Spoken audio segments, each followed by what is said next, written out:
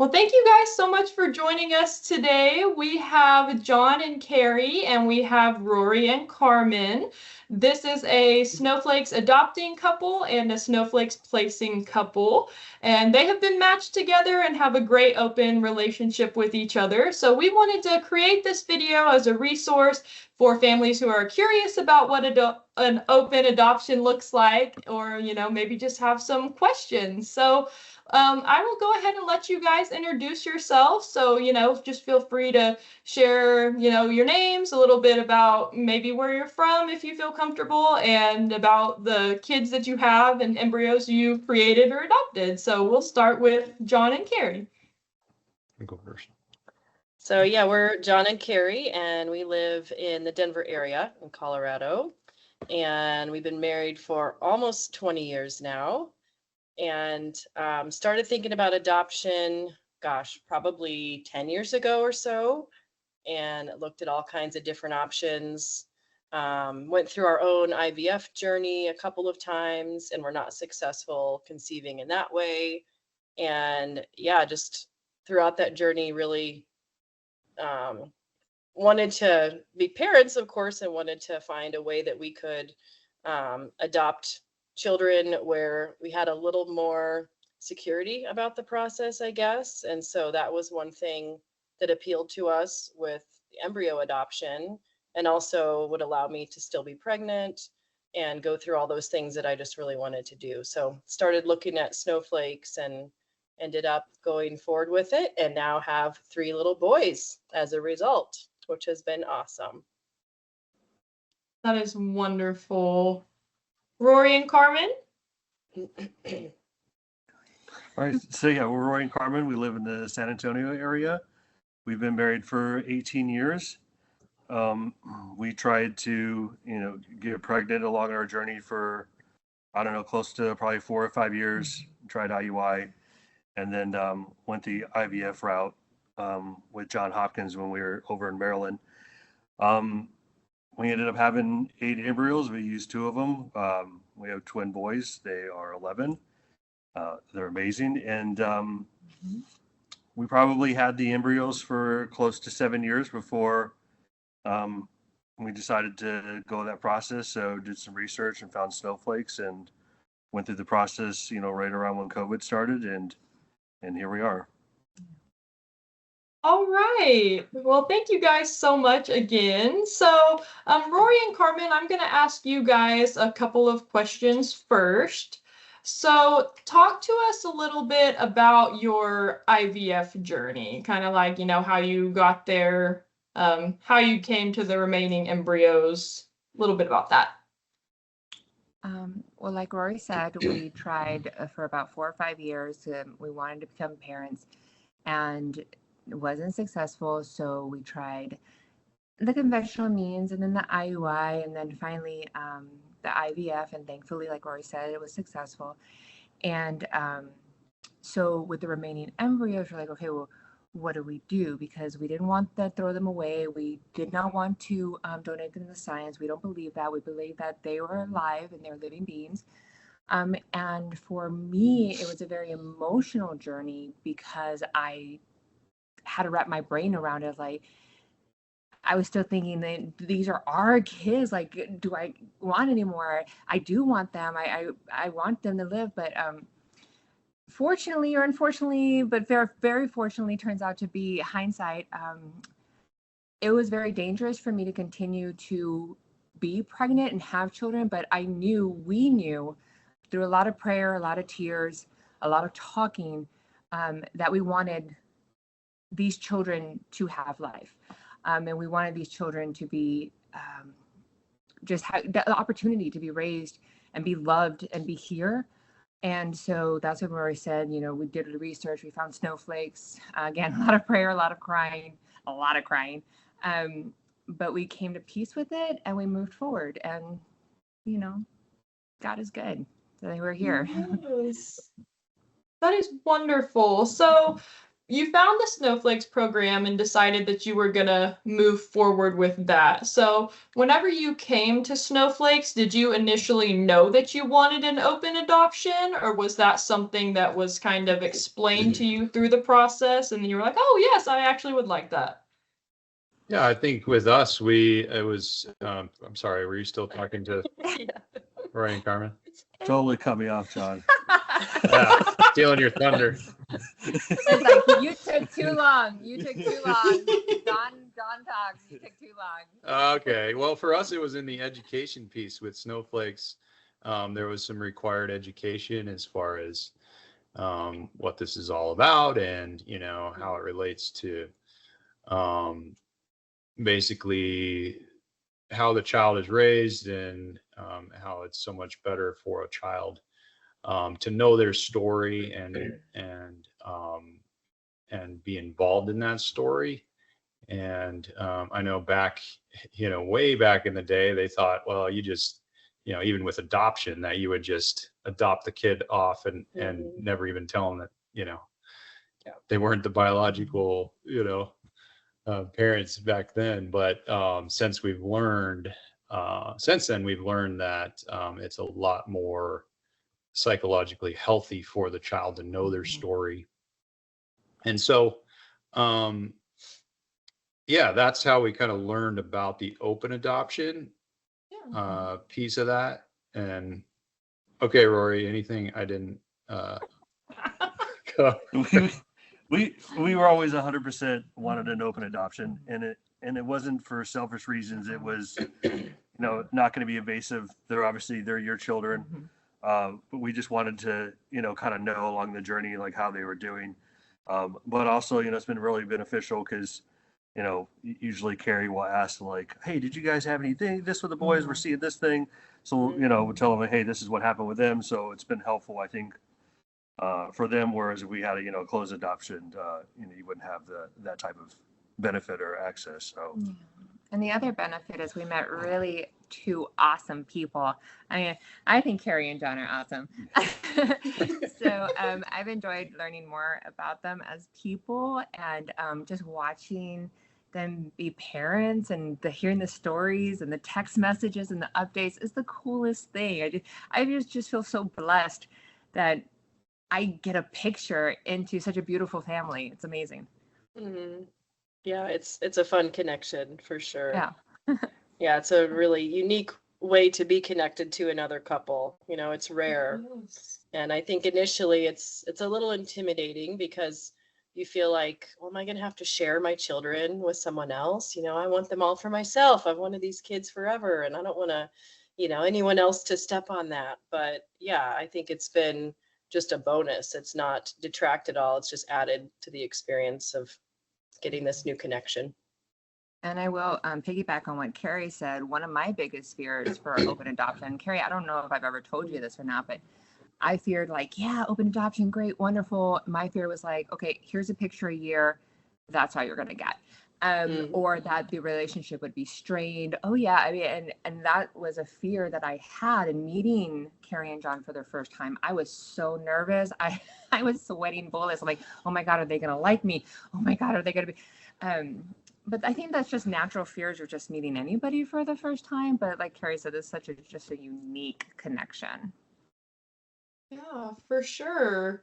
So, John and Kari, whenever you decided to have an open adoption, like, what did you picture it looking like? And like, how did you plan on navigating it whenever you first thought, yeah, we're gonna do an open adoption?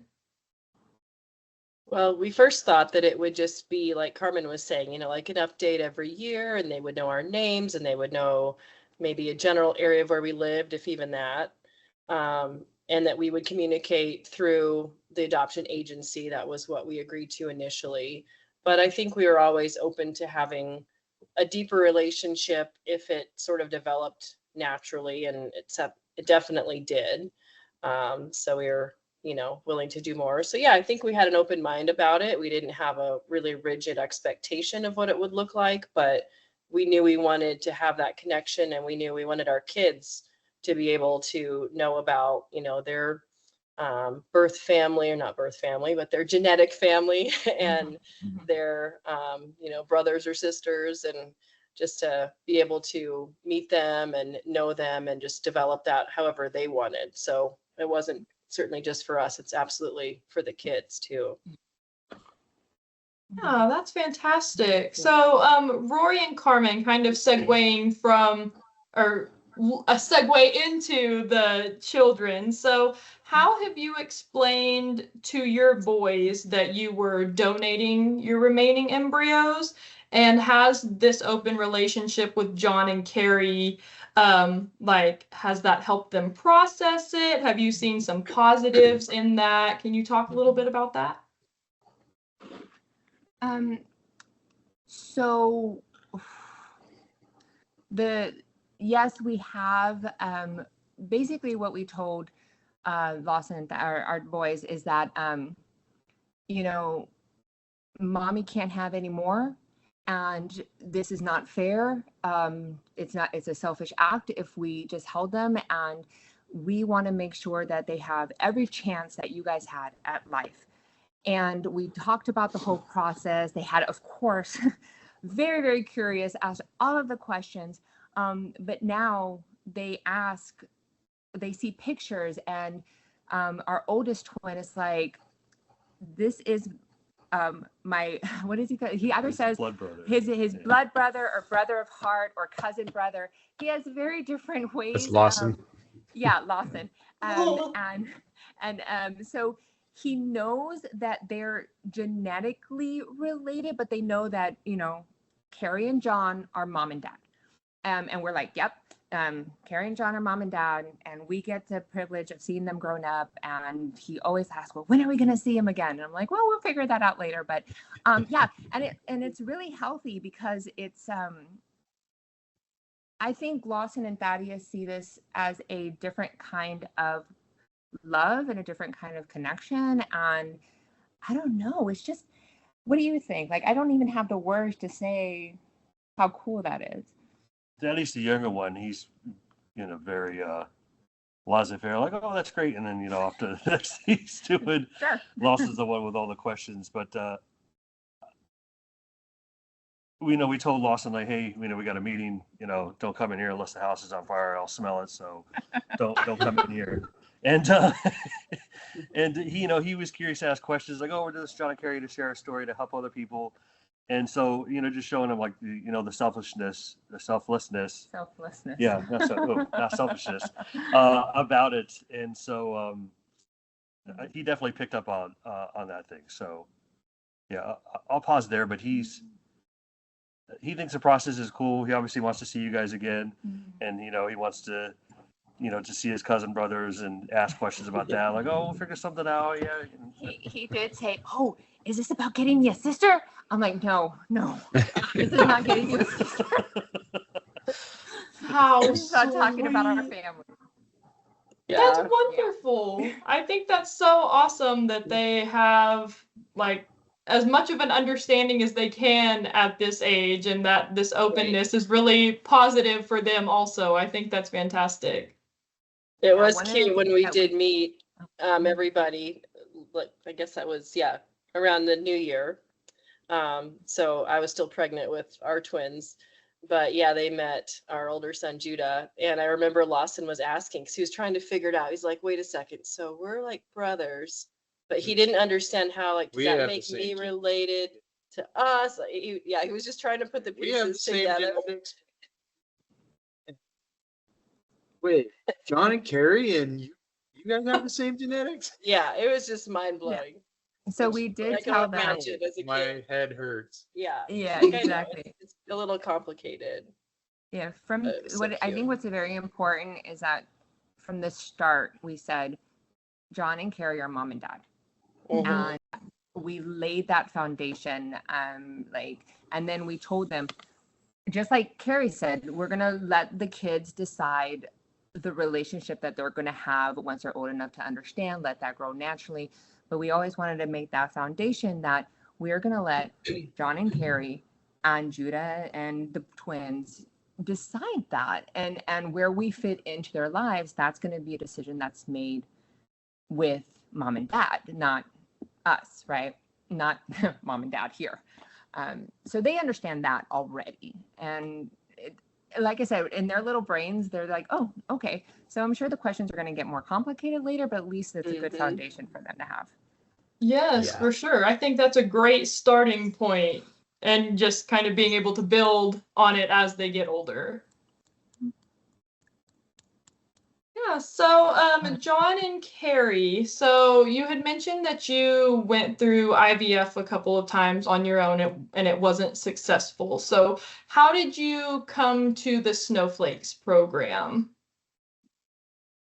I don't remember how I think a friend of ours had mentioned it actually before we actually looked into traditional adoption. Yeah, we looked into everything. Actually, yeah, we actually went through training to be to do foster care, and ultimately decided at the end of that it just wasn't the route we wanted to take, or it wasn't for us at the time.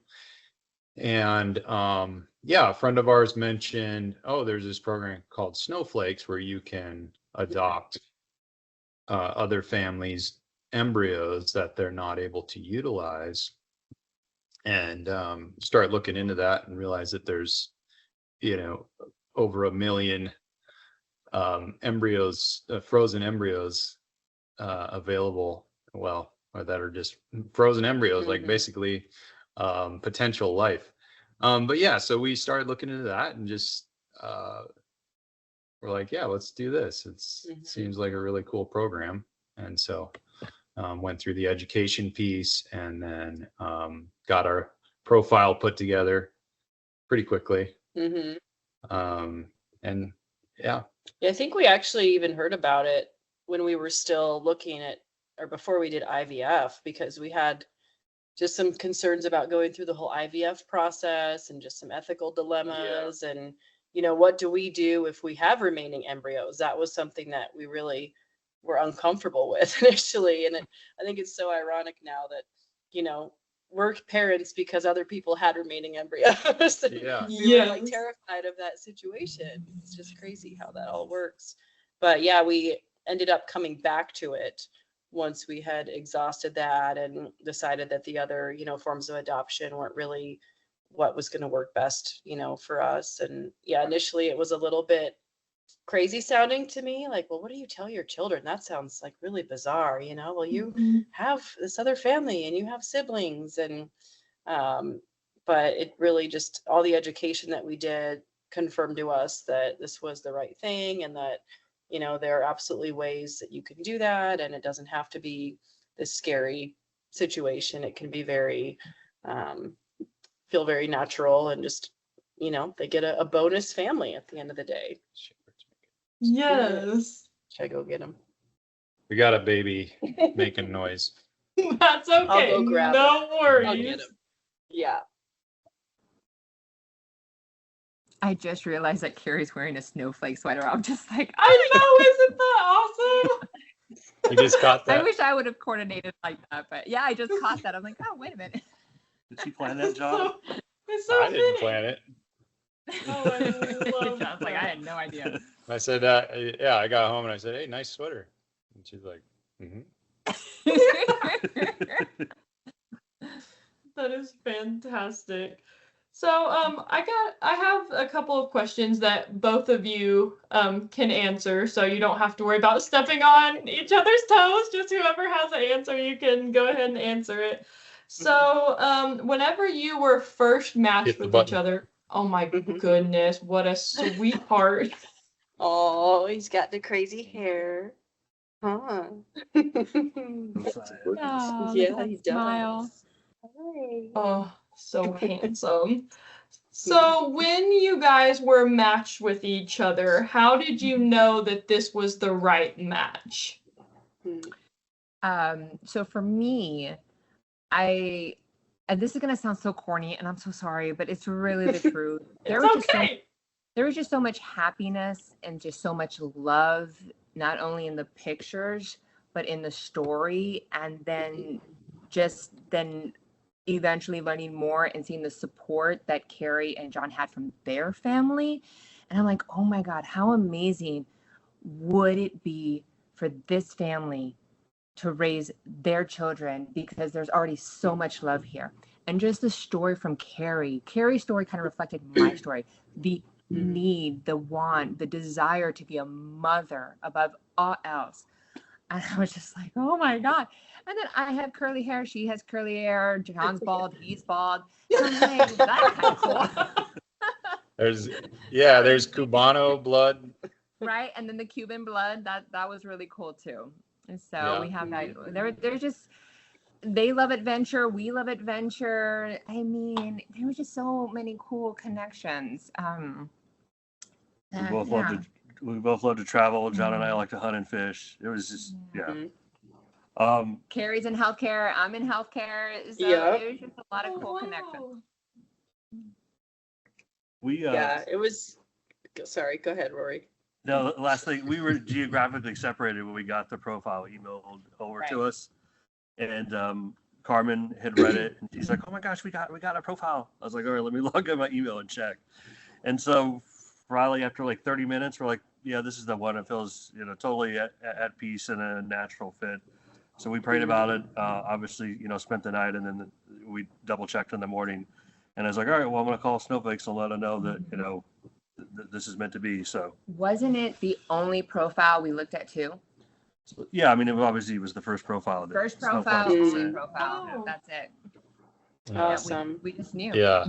And so then after you guys approved it, then they came back to us and said, well, I think the initial question was, are you okay with a little bit of Latino blood or something like that? And I was like, what?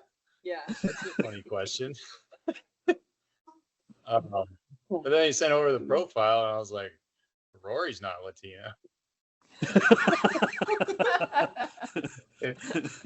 No, he is not. But we saw your profile and we're like, wow, this is, it's just a heart or a gut feeling, and you feel it in your heart. You're just like, wow, that's like, this is what we're looking for. This is, it was just, I don't know. It's a feeling. Yeah. You just get a warm feeling and you almost feel like connected. Just reading through the profile, you're like, I feel like I know these people already, so that's how we knew that you guys were a good match for us too. That is wonderful. So once the match was made, how did you decide on the communication agreement? That's on you. Well, I think that was in the pack. Wasn't it in the packet where they're just asking what type of communication we preferred? But how did we decide which? Well, yeah, I mean, we knew we wanted some level of communication, and I think it felt a little bit more comfortable for us initially just saying, well, let's communicate, through nightlight and just see how that goes. And then if more, if there's more comfort in the future about just communicating directly, learning last names, learning where everybody lives, or meeting face to face, and we would just kind of let that develop. So yeah, I feel like that was a pretty easy decision. Just, we'll be open and we can start out, going through the agency, and that was very easy. Yeah. Rory and Carmen, did you feel that same sort of way? That was just a good place to start? It was something that we didn't really know what to expect. It's obviously, first time. And so Sure. I thought it was just going to be open from the get-go. So when it was like, hey, you communicate through that, I'm like, okay, that's fine. Like, I don't want to, impose or anything like that. So it was just, being patient, water the relationship, and just let it go where it goes. And yeah, we never wanted to make Kari and Jon feel uncomfortable or pressured in any way, because I mean, I can only imagine just not fear, but just like the unknown on that end too. And then like everybody's been saying, we just let it happen as it was going to happen on its own time with patience and understanding. Seems to turn out pretty good. I would say so. Yeah. But yeah, Kari you were telling me, we were talking about this this morning actually, right? And she was saying she got a really sweet letter from Carmen. Hey, maybe you can touch on that, but that's where you really felt connected. And Yeah, I think it was maybe when we first found out we were pregnant, perhaps. It was definitely before Judah was born. And yeah, it was just a very sweet, handwritten, heartfelt letter. And I remember you saying something like, I feel like you're a sister of the heart. And that was just so sweet. And yeah, I saved that. I have that somewhere. Oh my God. I'll pull it out I feel later. so bad that I haven't sent you anything lately. I've just been so busy with work, but I promise I'll do better. yeah, You're good. You're good. Yeah, buddy, huh? yeah. So the relationship started out, as you said, through Nightlight. It was facilitated going back and forth for a little bit. So was it that letter that you got from Carmen that sort of like helped grow the relationship? Would you say that was the starting point, or like what was the turning point when you started like, being more direct, and how did it blossom from Well, there? yeah, obviously after our first son was born, we sent pictures, and emails, but we were sending them, I think at that point we were still sending them through the agency. And yeah, I remember getting a email back from Rory, and he was saying how, oh, it's so great, thanks for sending the pictures, and how he was really struggling with why they weren't able to have, weren't able to utilize these embryos to have more children and expand their family more.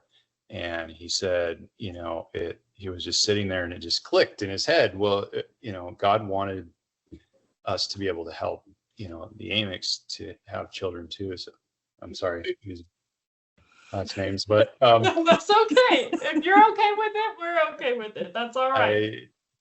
Yeah. So yeah, and that really that really hit home with me. And it was just I think also for him, it was kind of at least seemed like to me like a healing moment where you had that realization and just said, wow, this is a God thing. And, he really wanted us to be able to bless them. So, and it's been amazing. So I almost forgot about that. Yeah, Carly. So obviously the beginning of our process, it was very gut wrenching, a lot of tears and a lot of angst. And, of course you just sit there and you get angry and you're like, God, why are you doing this?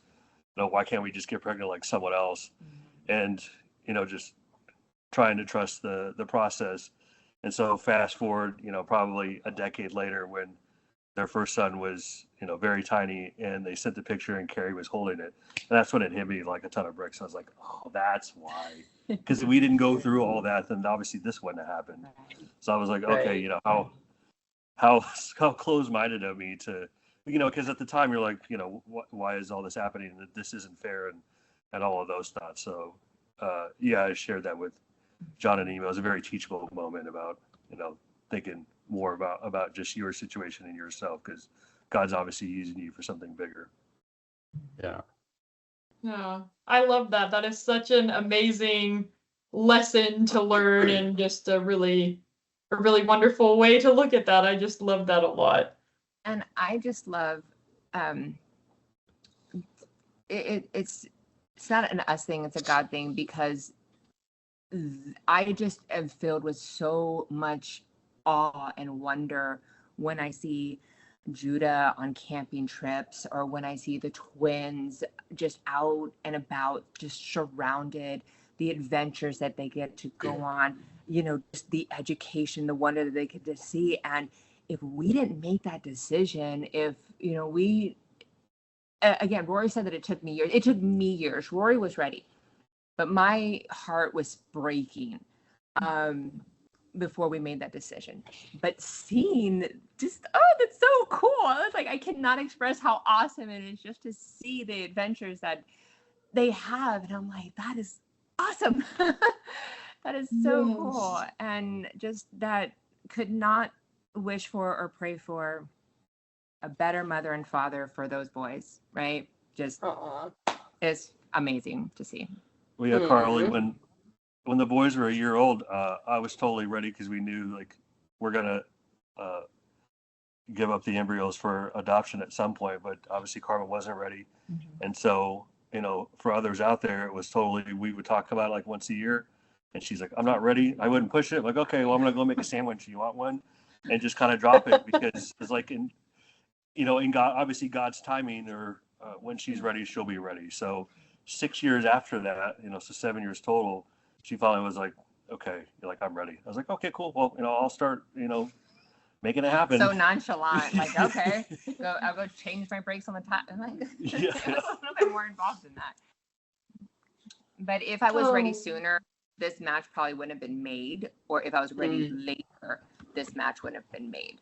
So I was ready at the exact time that we needed to be ready for this match to be made. So yes, that is another thing with God's timing. Yes, that's wonderful. I think this might be the picture that let's see if that'll come in. Oh, Looks really washed out. It looks washed out on our end, but I don't know. There. Oh, there you go. Yes. I have a folder. That was I have 2 a days folder old, I think. in my phone with all the pictures you guys send me, and it's so awesome just to watch Judah just get older. And I'm like, when was he born? He's so big. He's such a ham. Yeah. he just the other night did a nosedive into his bed rail. He was having a hard time going to sleep and jumping around, and he decided to turn around and dive into his bed and like smacked his cheek on the thing. Oh, so now he acts it out. Anytime you ask him about it, he goes, oh.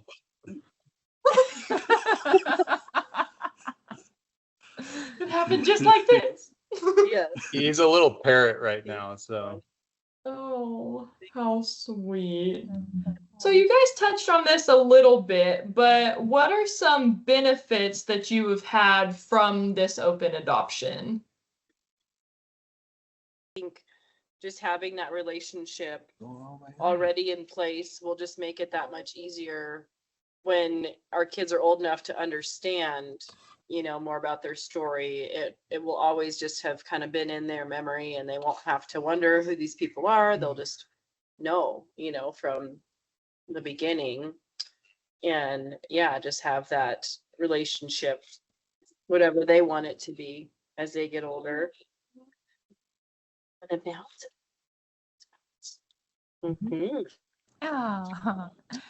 and I think for me, I can't speak for Rory, but for me, it's just a complete honor and privilege to watch life have a chance, right? I sound very Jurassic Park here, but life is right.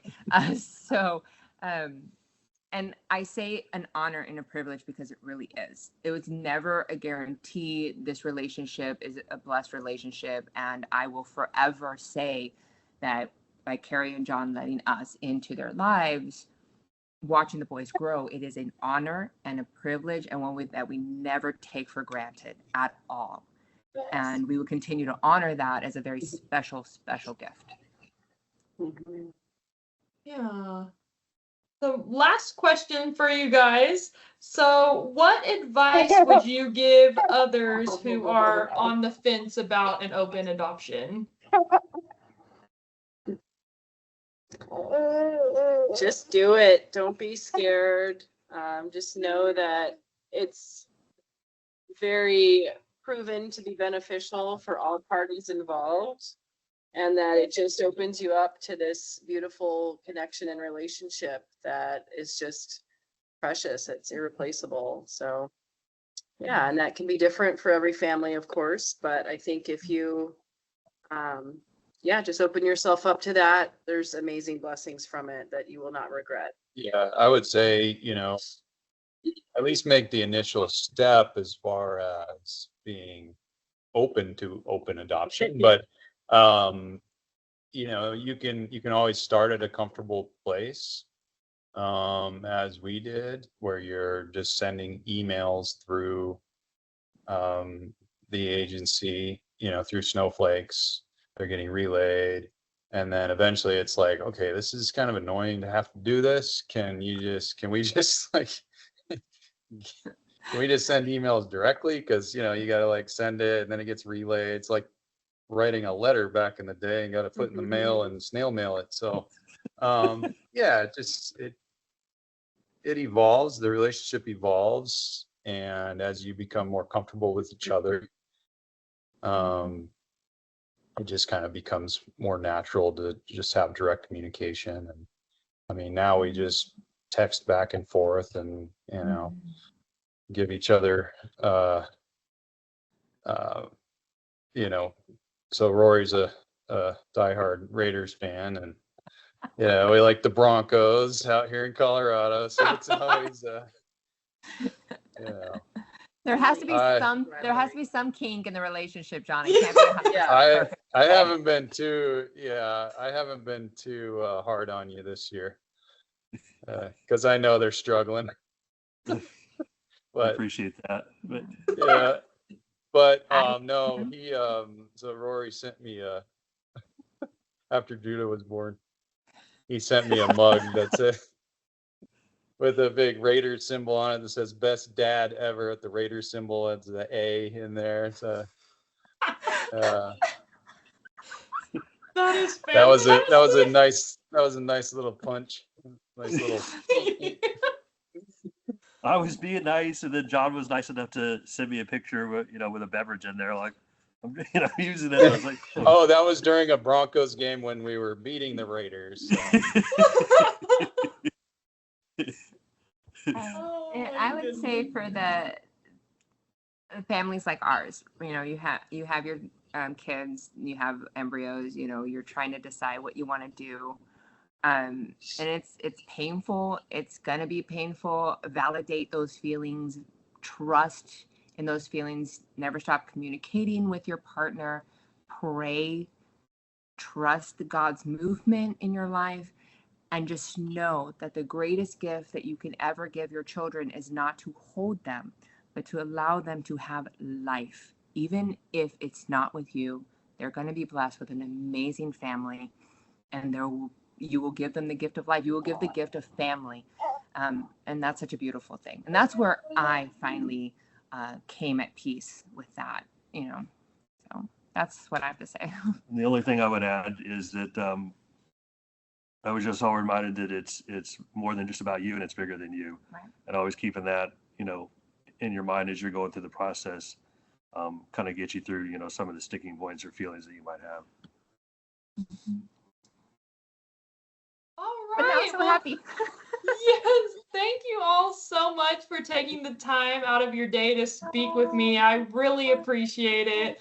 I am so glad that you have this wonderful relationship and that John and Kari, you've been blessed with such beautiful children. And Rory and Carmen, I am just in awe at your decision to give these babies a chance at life. So thank you so much for that. And yeah, I just really thank you guys so much. It was an honor to speak with you today.